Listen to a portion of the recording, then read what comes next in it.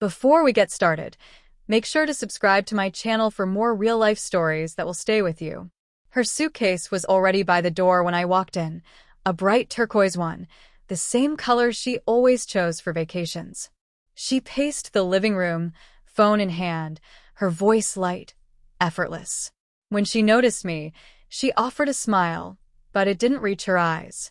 "Hey, babe," she said, sliding the phone into her pocket. "Just finishing up packing." I looked from the suitcase to her, unease creeping in. Her smile faltered for a moment, then she stumbled over her words. "Didn't I tell you? Girls' trip. Hawaii just a week. Me and the office girls wanted some time to relax." No, she hadn't mentioned it before. Still, I nodded slowly, forcing calm while hiding the sting of being left in the dark as she flew halfway across the world. "Right," I said cautiously. "You did mention something." Her expression brightened. "Maybe relief. It'll be good for me. Just a little time apart." The words twisted uneasily in my stomach. I wanted to ask why she suddenly needed distance, but I forced a smile. "Sure. You deserve a break." She kissed my cheek lightly, quickly, like a friend saying goodbye. Then she grabbed her suitcase and left before I could offer to take her to the airport. That night, the house felt painfully quiet. I opened the fridge, her favorite bottle of white wine untouched. She hadn't even poured herself a glass before leaving. I scrolled through her Instagram. Nothing. No posts, no stories. She shared everything normally, from latte art to sunsets. I told myself I was imagining things, but something felt off. 2 days later, I saw it. Not on her account, but on Kevin's. Kevin, her coworker, the harmless one she always insisted was just a friend. She had even joked once at dinner. "He's just a nice guy. Trust me." The photo was taken at a beach resort in Maui. A group stood around a bonfire, drinks in hand. My eyes went straight to her. Close to Kevin, his arm low around her waist, fingers barely visible. Caption: "Best team ever. #Island Nights." My throat went dry. I zoomed in, replaying it, trying to convince myself it wasn't what it looked like. Maybe it was someone else's hand. Maybe just the angle. The next day, another photo appeared, her laughing in the ocean, splashing him. That carefree laugh I hadn't heard in months. That's when something inside me snapped. I waited until night, the house heavy and silent. Sitting on the edge of our bed, phone glowing in my hands, I hesitated before typing. "Hope you're enjoying the island with Kevin." No emojis. No explanation. Just that. 3 dots appeared, then vanished. Moments later, my phone rang. Her name flashed. I let it ring once, then answered. "What are you talking about?" Her voice trembled, sharp. In the background, music, laughter, waves. "You heard me," I said quietly. "Kevin, the one you said was just a friend. The guy on your girl's trip." "Wait, listen. It's not." I laughed bitterly.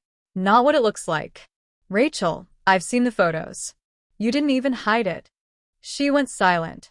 Her uneven breathing filled the line. "Who sent you that?" she whispered. "Does it matter?" I said. "You lied." "I didn't," she said, voice cracking. "I didn't mean to. It just happened. They invited him last minute." I could hear her crying. Or maybe she wanted me to cry. I didn't care. "Save it. Enjoy the rest of your trip," I said, calm but shaking. "Tell Kevin I said hi." Then I hung up. 5 minutes later, a text buzzed in. "I'm coming home." I stared at it, words blurry through the sting in my eyes. When she arrived the next evening, she looked sunburned, swollen, exhausted. Dropping her bags by the door, she said nothing. The silence between us felt almost alive, charged with all that was unsaid. "You flew back fast," I said finally. Her lips trembled. "I couldn't stay there." Not after I found out." I swallowed hard. She tried to speak, but I cut her off. Don't try to explain." She stepped closer, voice breaking. "Please listen to me. I made a mistake." "We didn't what?" I snapped. "I can't hear it. From where I'm standing, It looks like you left me the second you boarded that plane. Her eyes filled with tears. I didn't fall for him. I just felt seen for a while. You've been so distant, so cold. Her words struck me hard. She wasn't entirely wrong. Work, stress, late nights, they had all built invisible walls between us. I hadn't noticed until she stood outside them. But using that as an excuse shattered something inside me. So, you decided to find warmth somewhere else? I asked. She shook her head. It wasn't like that. It was stupid. I should have told you he was coming. Panic edged her voice as she struggled to explain. I stared at her, searching for the woman I married, the one who reached for my hand in crowded rooms. All I saw now was someone I no longer recognized. I trusted you, I said quietly. Even with the signs there, she whispered. I'd never do something like this. I didn't mean to break us, she began. But you did, I said. She sank onto the couch, burying her face in her hands. What do I do now? I had no answer. For days passed. The house was a battlefield of silence. She tried to talk. I ignored her. She cooked. I threw it out. Everything felt poisoned. Then, one morning, a note appeared on the kitchen table. I'm giving you space. I'll stay at my sister's until you decide if there's anything left to save. Beside it, her wedding ring gleamed in the morning light. I picked it up, feeling its cold weight in my palm. A week went by. I didn't call. I thought about it every night, but the hurt was too raw. The image of her laughing with another man burned too deep. One evening, I scrolled through her Instagram again.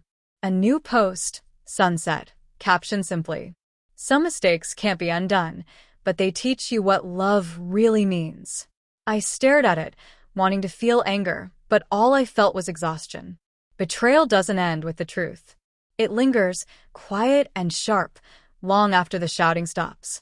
Sitting there in the empty house, her ring still in my hand, I realized something painful. I didn't know if I wanted her back, or just the version of her I thought I knew.